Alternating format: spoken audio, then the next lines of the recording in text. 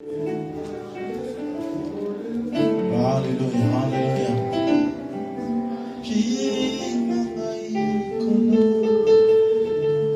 Oh mama,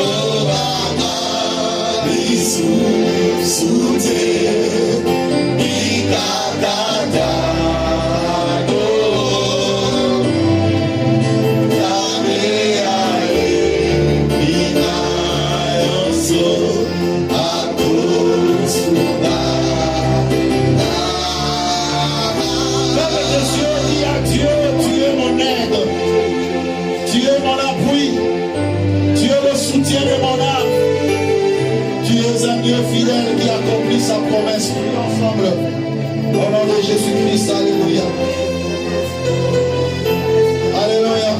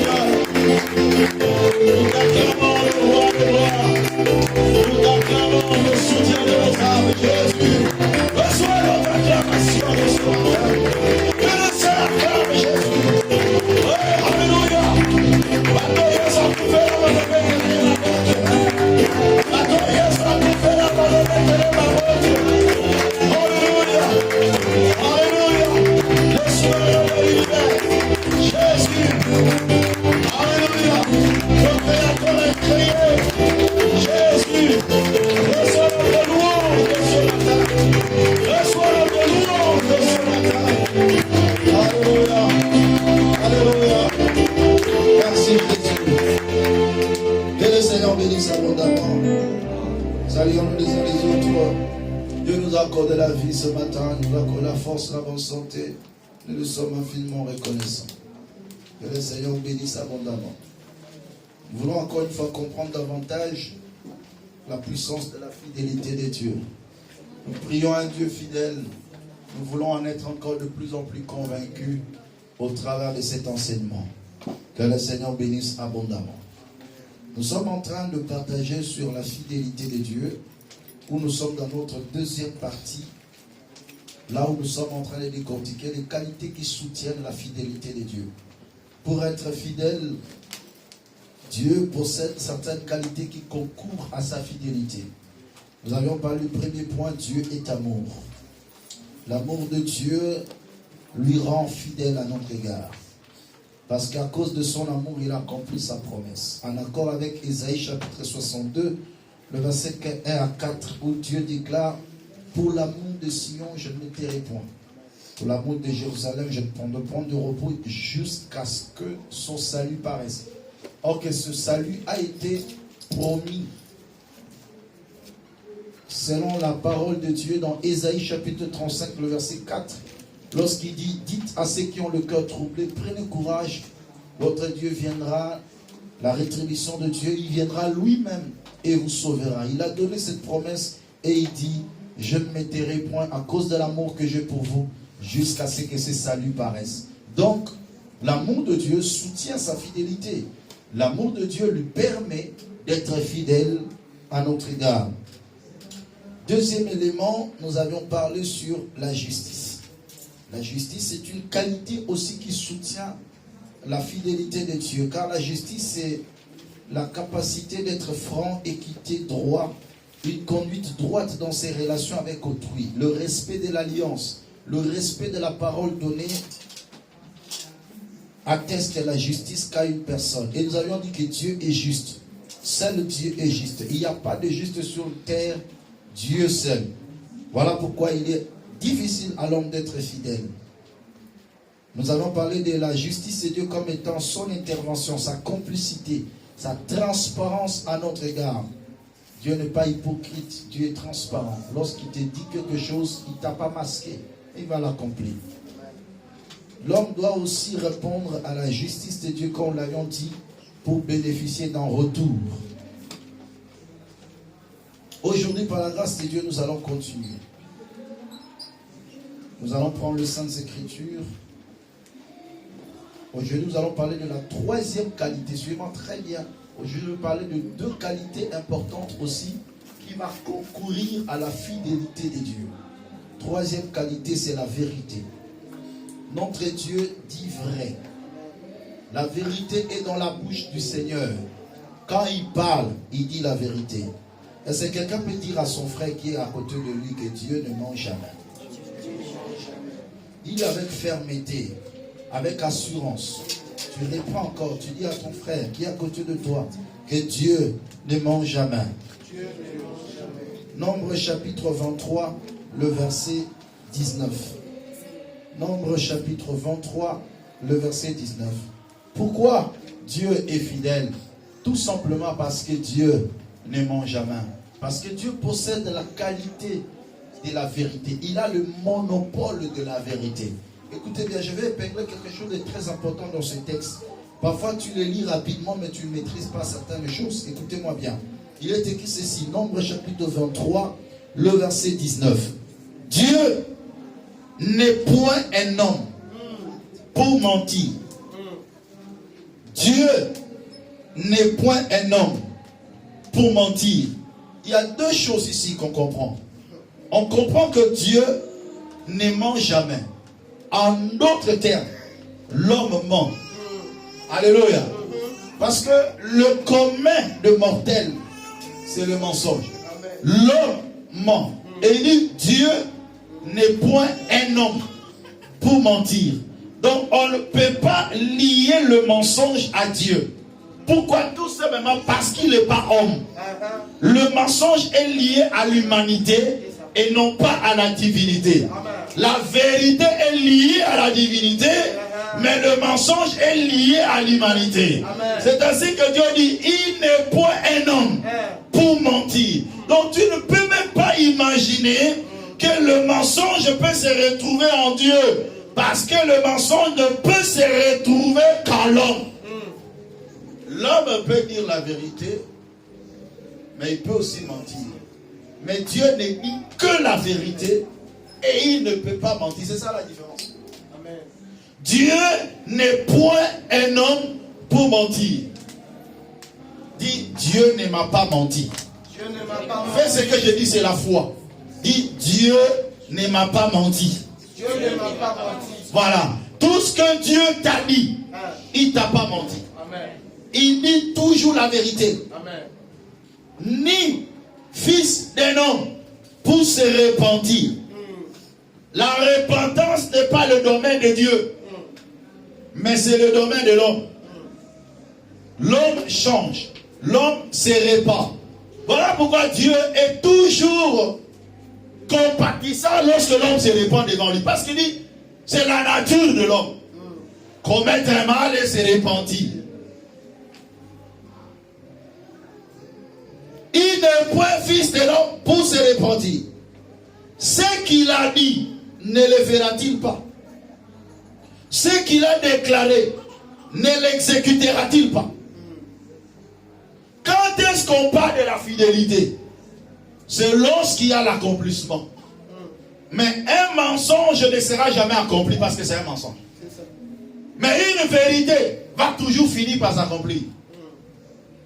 L'ennemi de la vérité, c'est le mensonge. Mais l'ennemi du mensonge, c'est l'accomplissement. Le mensonge n'aimera jamais l'accomplissement. Parce qu'ils sont parallèles. Ils sont opposés. L'accomplissement ne peut jamais se lier au mensonge. Mais toute vérité s'accomplit. Parce qu'on reconnaît la vérité par l'accomplissement. Mais on reconnaît le mensonge par le non-accomplissement. Si aujourd'hui nous parlons de la vérité, c'est parce que le Dieu que nous prions dit la vérité et c'est ce qui enflamme sa fidélité. Dieu ne ment jamais car il dit la vérité. La vérité, c'est un élément majeur dans la fidélité. Quand un homme te promet, il peut se dire c'est pour se débarrasser de lui. Bon, comme il insiste beaucoup que je lui promette. La promesse parfois chez une personne, c'est un homme, peut paraître un élément de se débarrasser de la personne qui le dérange. Mais Dieu, quand il promet, c'est pas pour se débarrasser de toi. Ah, moi, le père, le roi, tout dit, c'est comme il a la caïka. N'a pas même moi, il a ka. Bon, le roi, c'est comme il bon, ça va en paix, ça. Alléluia. Ça, c'est pas dans la nature de Dieu. Dieu ne promet pas pour se débarrasser d'une personne. Mais quand Dieu promet, il dit la vérité. Et la vérité de Dieu s'accomplira dans sa vie. Ou dans ta vie. Dieu est fidèle car il n'est point un homme. C'est qu'il dit. Il dit la vérité. Habakkuk chapitre 2. Versets 2 à 4. Habakkuk chapitre 2, verset 2 à 4. La Bible déclare, l'Éternel m'adressa la parole et il me dit, écris la prophétie, grave-la sur la table, sur les tables, afin qu'on la lise couramment.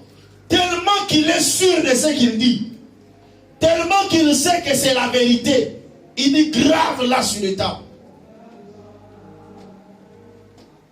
Vous savez parfois pourquoi nous souffrons quand quelqu'un te donne la promesse et ne l'accomplit pas? Parce que l'humanité a toujours tendance à graver la promesse. Lorsqu'on lui donne une promesse, il le grave dans sa mémoire. Il le grave dans son cœur. Et il attend l'accomplissement.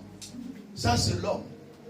Et Dieu aussi dit, tellement ce qu'il dit est la vérité, voilà pourquoi il dit grave là sur les tables. Comme on pourrait dire que les paroles s'envolent, mais les écrits restent selon l'homme. Mais les paroles de Dieu ne s'envolent pas. Parce que Dieu veille sur sa parole pour l'exécuter. Est-ce que quelqu'un est en train de comprendre ça? Grave là sur les tables, afin qu'on la lise couramment. Ça dit qu'on ne l'oublie pas. Car c'est une prophétie dont le temps est fixé. La prophétie, c'est l'ensemble des promesses de Dieu données qui sera accomplie à un temps fixé. Mais dont le futur est ignoré par l'homme. C'est ça la prophétie. Je reprends. La prophétie, c'est l'ensemble des promesses données qui sera accompli à un temps fixé, mais dont le futur est ignoré par le bénéficiaire. Écris la prophétie, grave-la sur le table, afin qu'on la lise couramment, car c'est une prophétie dont le temps est déjà fixé. Fixé par qui? Par Dieu. Elle marche vers son terme. Elle ne mentira pas, parce que celui qui l'a dit n'est pas un homme. Quelqu'un comprend? Il a dit, il n'est point un homme pour mentir. Et ce qu'il est en train de dire, c'est lui qui le dit. C'est la prophétie qui vient de lui. Il dit, elle ne mentira pas, parce que ça vient de Dieu. Ce qui est collé à la divinité, ce n'est pas le mensonge, mais la vérité. Amen. Elle ne mentira pas. Si elle tarde, une probabilité. Si, on ne dit pas seulement que la prophétie va tarder, mais si ça peut arriver que la prophétie tarde, c'est une possibilité. C'est une probabilité. Mais aujourd'hui, je déclare et je prophétise que ta vie ne sera pas liée à cette probabilité. J'enlève cette probabilité de tarder au nom de Jésus.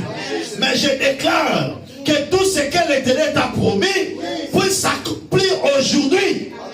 Parce qu'aujourd'hui, on ne parle plus de la promesse, mais on parlera de l'acquisition. Tout ce qui a été promis a été accompli à la croix de Golgotha. Et tous les chrétiens post-croix, c'est-à-dire les chrétiens après la croix, ne vivent pas seulement la promesse, mais ils vivent l'accomplissement de la promesse. Si elle tarde, attends-la, car elle s'accomplira. Et elle s'accomplira certainement. Si elle tarde, il y a une possibilité. Celui qui a dit la vérité. Mais si ce qu'il dit tarde, le temps n'annule pas la prophétie de Dieu.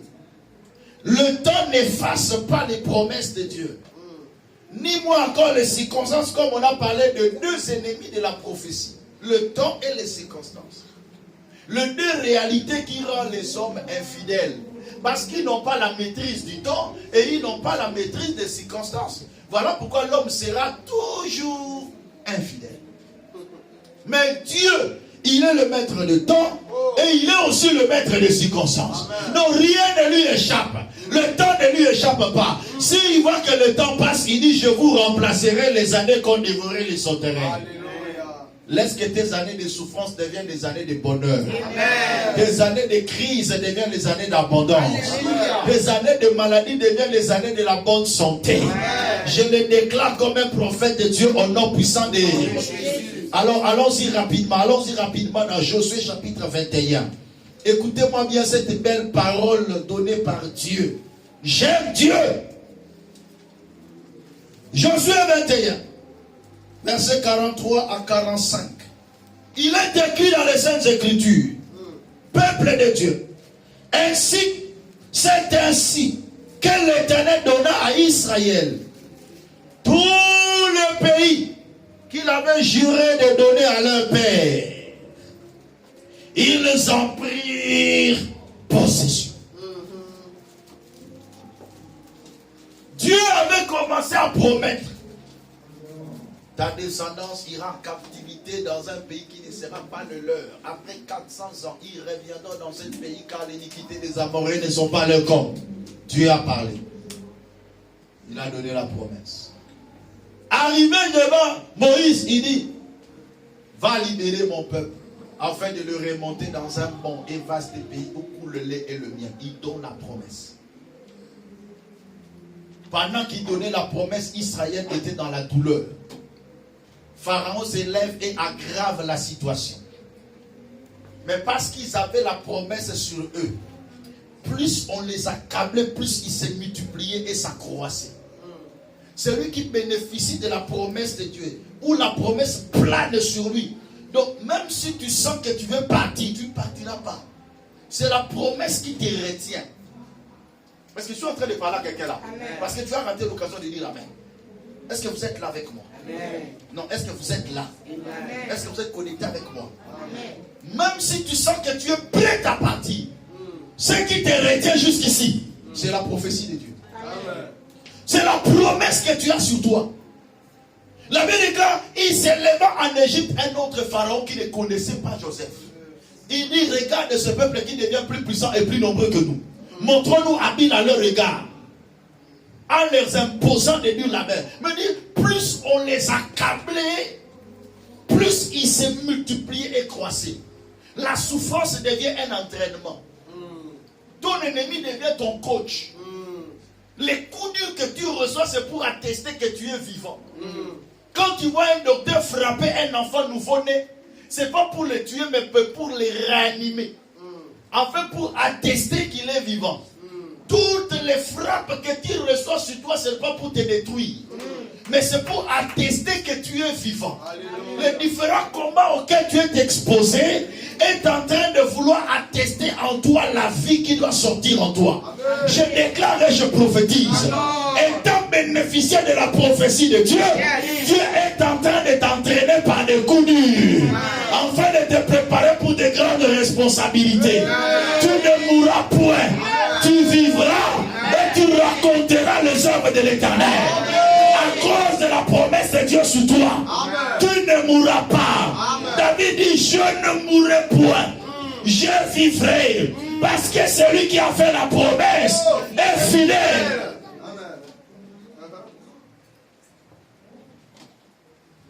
C'est ainsi que l'Éternel donna à Israël tous les pays qu'il a juré de donner à leur père. Ils en prirent possession et s'y établissent. Parce que celui qui a promis a livré. Verset 44. L'Éternel leur accorda du repos tout alentour, comme il avait juré à leur père. Je vous avais dit, lorsque Dieu promet, il scelle sa promesse par un serment. Vous vous rappelez? Vous l'avez déclaré que l'Éternel l'a juré en disant, ce que j'ai décidé arrivera. Ce que j'ai résolu, ça s'accomplira. Parce que lorsque Dieu promet, il le jure. Et il ne peut pas jurer sur quelqu'un d'autre parce qu'au-dessus de lui, il n'y a pas quelqu'un. Et il ne jure que par lui-même. Toute prophétie de Dieu met la divinité de Dieu en jeu. Quand un enfant de Dieu prie, il doit rappeler à Dieu sa parole. Tu ne peux pas terminer ta prière sans pour autant le sceller par une prophétie de Dieu. La Bible déclare, comme l'Éternel l'avait juré à leur père, aucun de leurs ennemis ne put leur résister. Et l'Éternel les livra tous entre leurs mains. Et il conclut au verset 45. De toutes les bonnes paroles que l'Éternel avait dites à la maison d'Israël, aucune ne resta sans effet. Toutes s'accomplirent. Parce que celui qui avait parlé a dit vrai. Est-ce que tu peux encore le répéter? Celui qui avait parlé a dit vrai. Celui qui avait parlé a dit la vérité. Et il dit dans toutes les bonnes paroles. Il n'a pas dit pour se débarrasser de toi. Non. Retenez cette phrase. Le roi moi n'a pas dérangé na mine. La PCK à moi, il s'accole. Mon ne pas tikanga kine. Yaza lokola mosana nzambe moko te ya audacieux. Atelemi ba dire lobilo bakamuka tika loba po se pesa motema na yo. Non. Dieu n'est pas comme ça. Quand Dieu te promet, il le fera. Dieu n'est pas infidèle parce que sa prophétie tarde. Dieu n'est pas infidèle parce que tu ne vois pas ce qu'il t'a dit. La question pourrait se poser, mais pasteur, tu me dis ça, mais je ne vois pas ce que Dieu m'a dit. Et moi aussi, je te dirais, qu'est-ce qui prouve que ce que Dieu t'a dit n'est pas encore accompli ou ne s'accomplira jamais? Le seul élément qui te garantit et qui te donne encore la foi de croire à la promesse de Dieu, c'est parce que tu vis encore. Aussi longtemps que nous vivons. il y a encore de l'espérance. Parce que même si tu restes un petit souffle, Dieu peut te restaurer et il change le cours de ta vie. Alléluia. Les jours où tu mourras, que tu diras, Dieu a arrêté avec tout ce qu'il a promis. Alléluia. Mais aussi longtemps que tu n'es pas encore tombé, reste tête haute. L'Éternel est avec toi. Quatrième point, quatrième qualité. C'est là où je vais beaucoup entrer en profondeur. Quatrième qualité de Dieu qui fait de lui un Dieu fidèle, c'est l'omniscience de Dieu. Dieu est omniscient. C'est-à-dire, il connaît tout. Et il n'oublie rien. Dieu n'a pas besoin de faire des recherches pour connaître ton sort. Il n'a pas besoin de demander conseil à quelqu'un pour ce qui te concerne. Parce que Dieu est omniscient. L'omniscience, c'est la capacité de connaître tout ou toute chose. Psaume chapitre 139, versets 1 à 6. J'aime beaucoup ces psaumes. Écoutez bien ce que le Seigneur dit. David a beaucoup parlé dans ces psaumes. Il a dit des choses merveilleuses. Psaume chapitre 139, verset 1 à 6. Écoutez. Éternel, tu me sondes et tu me connais. Tout commence par là. Tu sais quand je m'assis et quand je me lève. Tu pénètres de loin ma pensée. Car la parole n'est pas sur ma langue, que déjà, ô Éternel, tu la connais entièrement. Tu m'entoures par derrière et par devant. Et tu mets ta main sur moi. Une science aussi merveilleuse est au-dessus de ma portée. Elle est trop élevée pour que je puisse la saisir. Quelle est cette science qui est au-dessus de ma portée? C'est la science de l'omniscience de Dieu. Une science qui est élevée au-dessus de ma portée, que je ne peux pas maîtriser. Mais quelle est cette science? L'omniscience de Dieu est une science qui nous dépasse. Il dit, même quand la parole n'est pas encore sortie de ma bouche, toi, Éternel, tu le connais. Maintenant, je vous le dis, si Dieu sonde mon cœur et mes reins, il connaît mes pensées. À combien plus forte raison ses propres pensées? Allez-y comprendre. Si Dieu connaît tes pensées et ses propres pensées, alors je ne peux pas m'hasarder à aller connaître les pensées d'une autre personne pendant que moi-même j'oublie mes propres pensées. Donc si Dieu connaît les pensées d'une autre personne, c'est qu'il est dans lui-même. Il ne peut pas oublier ses pensées. Dans le mystère de l'omniscience, la fidélité y est attachée. Parce qu'une personne peut être déclarée infidèle tout simplement parce qu'il a oublié la promesse donnée. Il nous arrive. J'ai donné une promesse, mais j'ai oublié. Comment je peux accomplir ce que j'ai oublié? Beaucoup de gens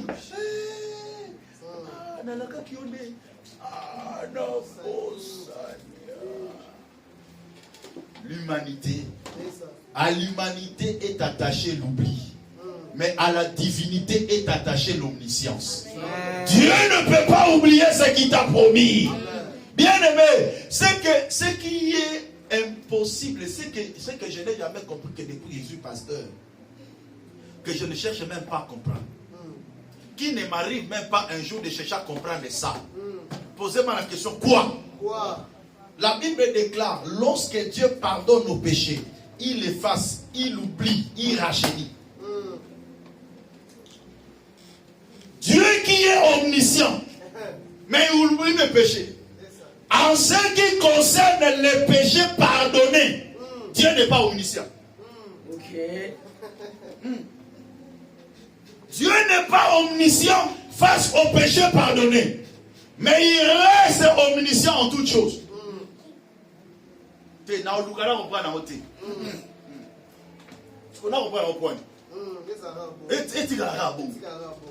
Dieu oublie les péchés pardonnés. Quand Quand Dieu pardonne tes péchés que tu as confessés, il oublie. Mais je me demande comment il a oublié. Que je ne demande plus jamais comment Dieu oublie mes péchés. Il reste Dieu.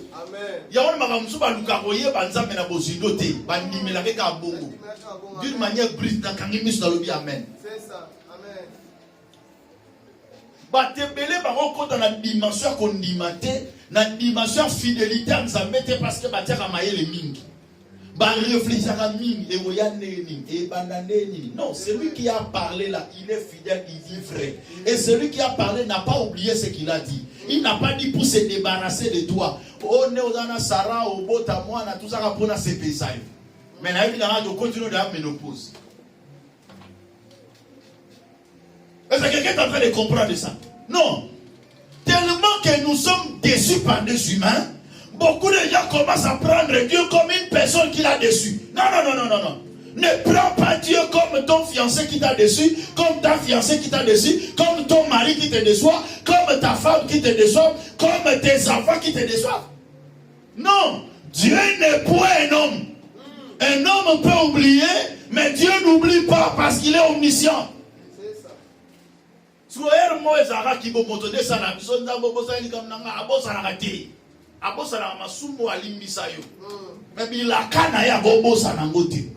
il dit, il m'entoure par derrière et par devant. Il me pénètre. Il dit, tu sais quand je marche et quand je me couche. Tu pénètres toutes mes voies. Il y a même dans le mystère de l'omniscience de Dieu, même à temps pour ça, l'issue me fait comme la kilo. Il est omniscient, il te connaît, il t'entoure par derrière et par devant. L'issue il est là, il voit.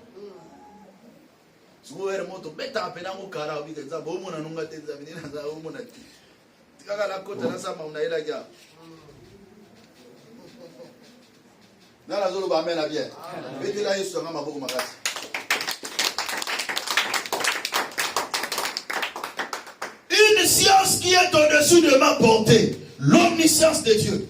Dans l'omniscience de Dieu, Dieu prévoit tout. Il prend soin de son peuple. Il connaît la pensée de l'homme. Et il connaît même ce qui n'est pas encore sorti de la bouche de l'homme. Voilà pourquoi la Bible déclare, avant que vous puissiez prier, j'ai su ce que vous pourriez dire. Mais avant de terminer la prière, j'ai déjà exaucé. Mais c'est le mystère de l'omniscience de Dieu.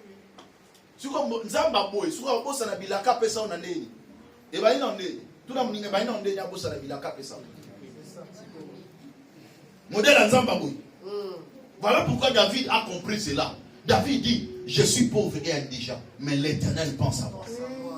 Alléluia. Dans son omniscience, Dieu pense à moi. Dieu n'a pas besoin que quelqu'un vienne le rappeler. Au moins, il y a tout le monde souffrir. Aïebi.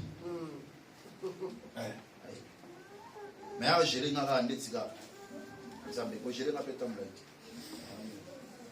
aussi Satan, le monde phrase ou si Satan. Il y a un maman.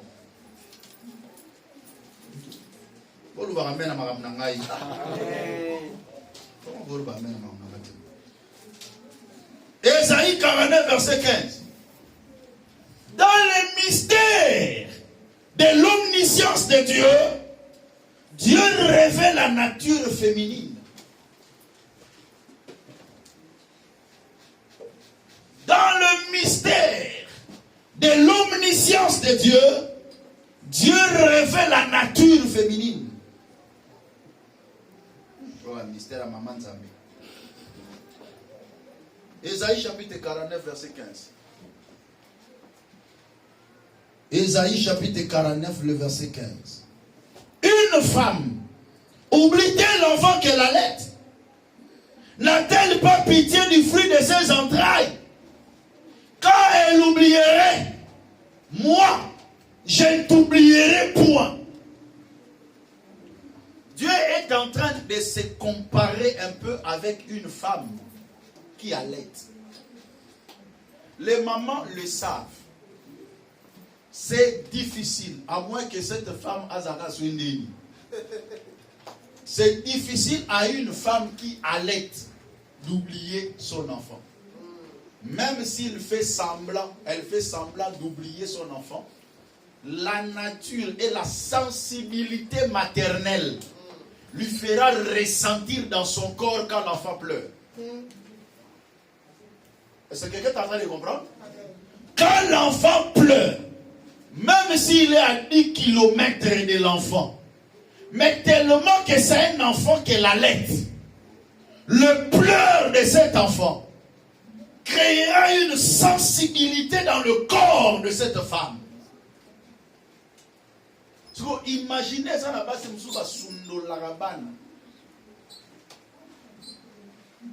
Dieu dit, une femme oublie-t-elle l'enfant qu'elle allait? N'a-t-elle pas pitié, même si elle veut oublier, mais n'a-t-elle pas pitié du fruit de ses entrailles? Nous avons une dimension où ils nous passent, où ils sont impossible et salima. Malgré que salima, quand elle oublierait, si ça peut au moins arriver parce que ça arrive, qu'une femme qui allait oublie l'enfant qu'elle allait, mais moi, l'Éternel, ton Dieu, je ne t'oublierai jamais. Moi, je ne t'oublierai point. Oui, il y a la différence quand on dit je ne t'oublierai pas et je ne t'oublierai point. C'est le français. C'est tellement différent. Parce que je ne t'oublierai pas peut changer demain. Mais je ne t'oublierai point. Nalinga wabi nakobosa nakayo soko moke te. Et ça différent nakobosa na yo te. Je ne t'oublierai point parce qu'il est omniscient. Voilà pourquoi un jour je vous parlerai sur les principes déclencheurs de l'intervention divine. C'est par là que la Bible déclare: lorsque le juste crie, l'Éternel entend. Et il fait quoi? Et il les délivre. La sensibilité maternelle se retrouve aussi en Dieu.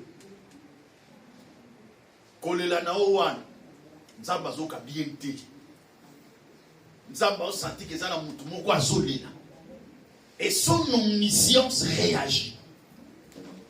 Il ne peut pas t'oublier.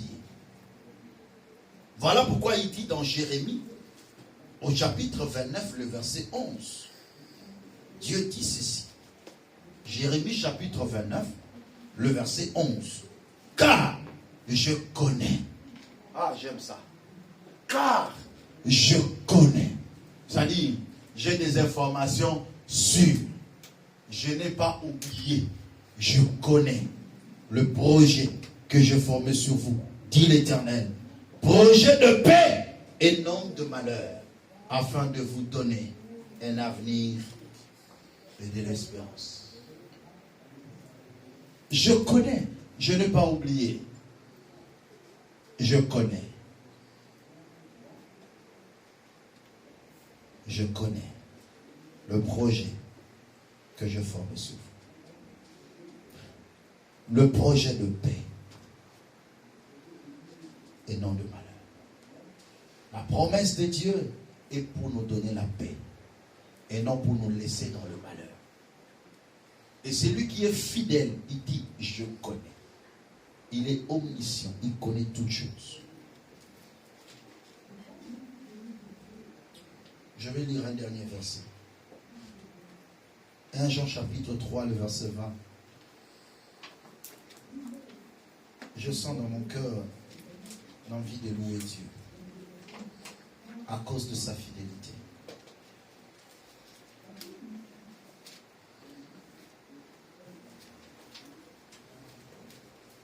« 1 Jean chapitre 3, le verset 20. 1 Jean chapitre 3, le verset 20. Car si notre cœur nous condamne, Dieu est plus grand que notre cœur et il connaît toutes choses. Il connaît toutes choses. Non pas seulement qu'il a la connaissance, mais il ne peut pas oublier ce qu'il connaît. Il connaît toutes choses. Il connaît la promesse qu'il t'a faite. Dieu est fidèle parce qu'il est omniscient. Dieu est fidèle parce qu'il dit la vérité. Et quand Dieu dit la vérité, il veille sur sa parole pour l'exécuter. Je vais vous donner quelques anecdotes et puis je vais terminer par là. Vous devez savoir que notre relation avec Dieu est semblable à un homme avec une femme. Alléluia. Tu peux mesurer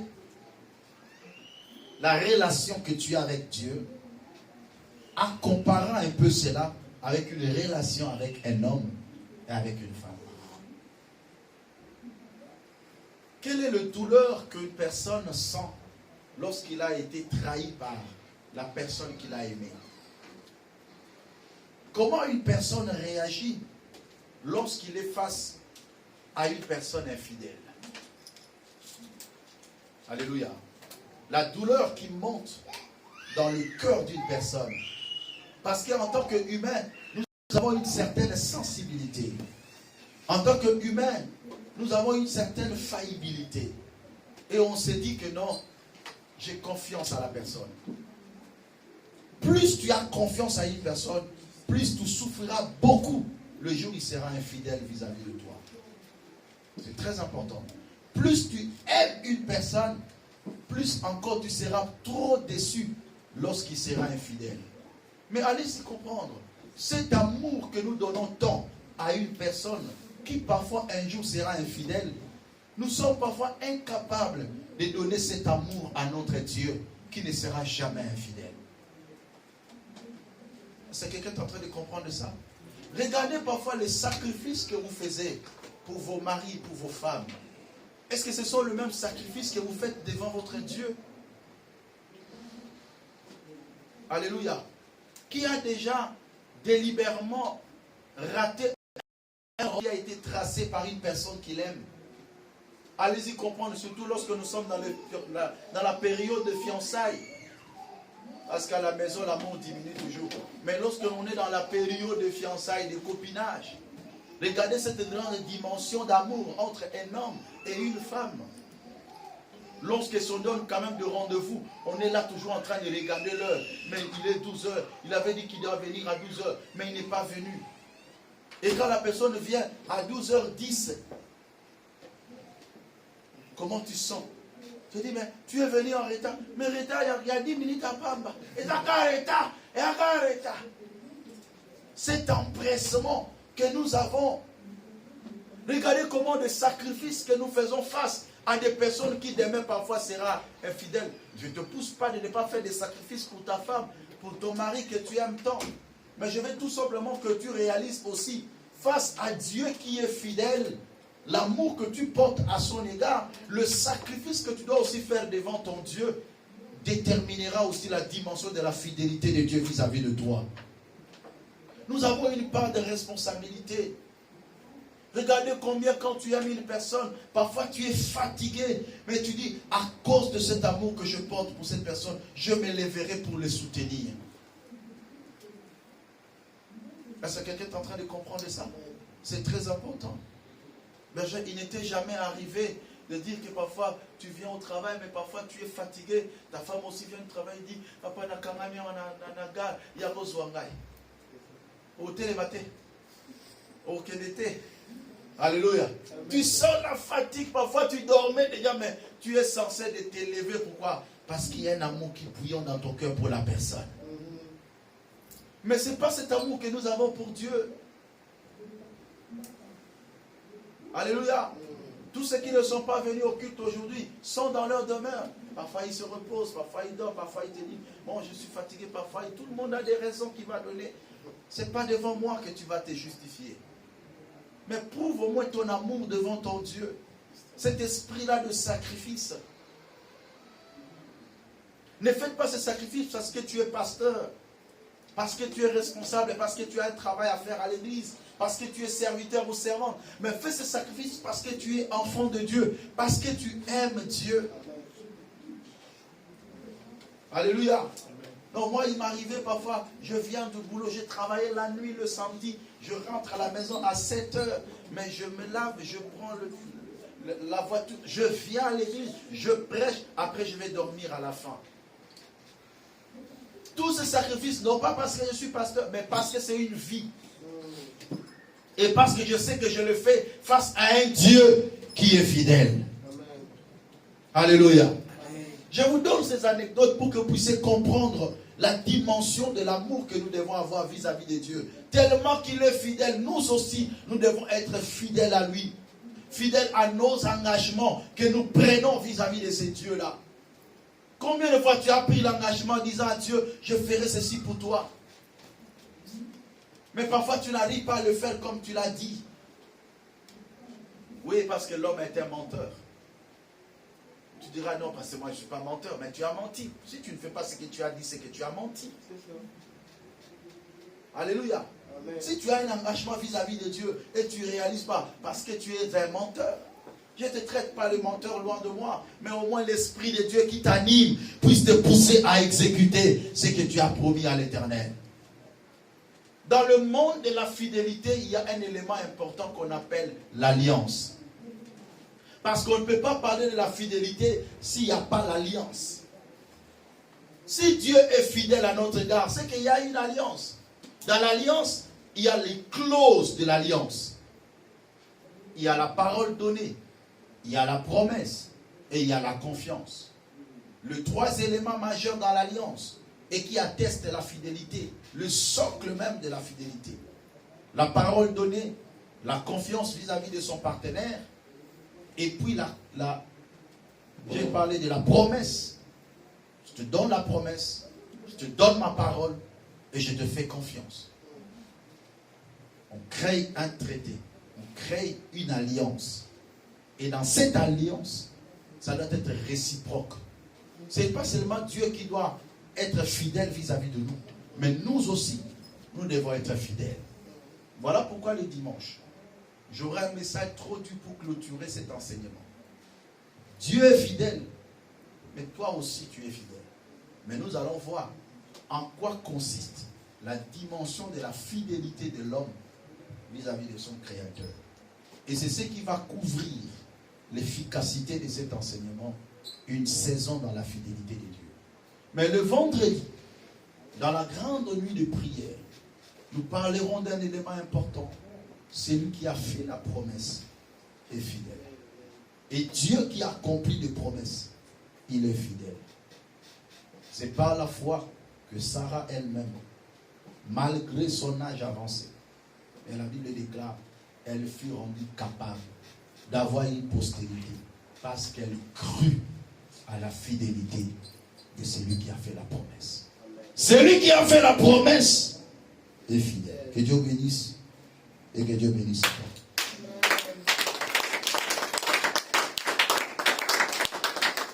Lèvons-nous parce que nous allons passer un moment merveilleux dans la prière. Un moment fort dans la prière. Gloire à l'Éternel Dieu. Yozalizambi namawa naratatoli na yo polingo na yo ponanga etindinga na gumamela yo kolinginga mingi amoni yango na moinanga wana nazara kibitele ngano olokona kinga sukolinga okomisi maibara yo nakobesa yo nini ora masoyo salelinga nazongisela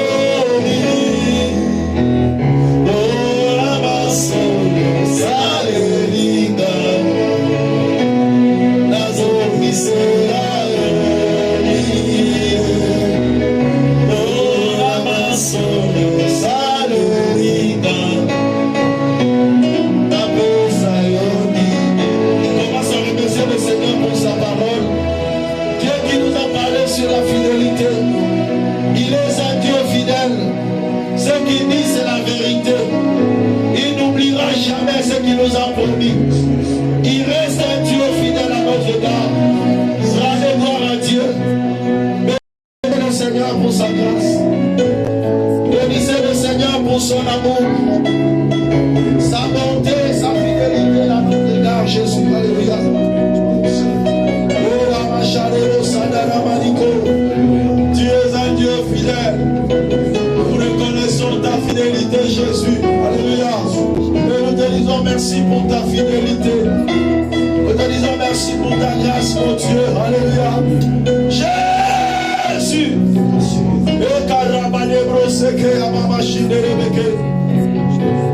Alléluia. Oh,